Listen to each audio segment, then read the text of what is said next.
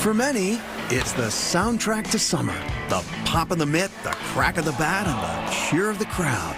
There's nothing like listening to baseball on the radio. I've always loved the radio call. It makes you think of when you're a kid in the backseat of the car on a family road trip, and when you're listening to a game on radio, you're kind of locked into every word.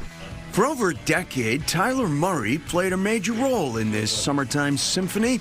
After graduating from Boston University, he embarked on a 13-year career calling minor league baseball, a world he says has plenty of character.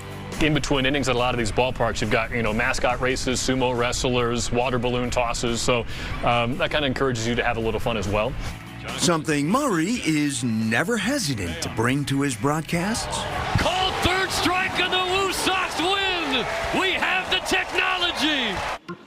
But there were some humbling moments before he joined the Woo Sox in 2022, like when the up-and-coming announcer had to dress up as a mascot for a parade. I was dressed up as a monkey. Bonkers, I think his name was in the back of a truck in a parade.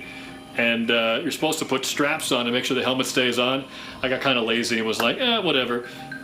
Someone in the parade stops on a dime, so our truck slams on the brakes. I go forward and the head falls off. And I grab it real quick, but by then it was too late. And my mascot career was over. Not by design. But Murray took it all in stride. Easy to do after growing up in New England while rooting for teams from New York. Yeah, I remember high school. It was my sophomore year. The Celtics won the championship. And during that year, they beat the Knicks by about 40. And I came to school the next day in a Nate Robinson Knicks jersey. And my friends were like, all right, man, we give up. We can't even give you a hard time anymore. Like, you're clearly hooked on this team. And as much as Murray loved calling hardball, he always kept an eye on the hardwood. As I just got further and further into broadcasting, I figured, what would the dream job be? And my favorite sport, basketball, was my favorite team. And for me, the best venue in sports, if not all of entertainment, Madison Square Garden. The key to calling hoops, it turns out, was hockey.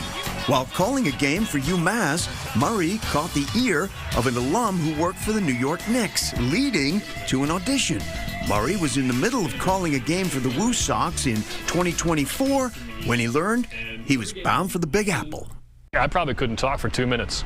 I don't think I talked the rest of the broadcast either. But just, yeah,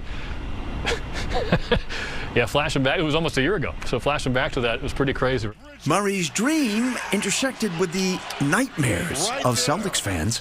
Foul line with 4. Left block, step back, stolen by Bridges. Bridges chucks it down court. They've done it again.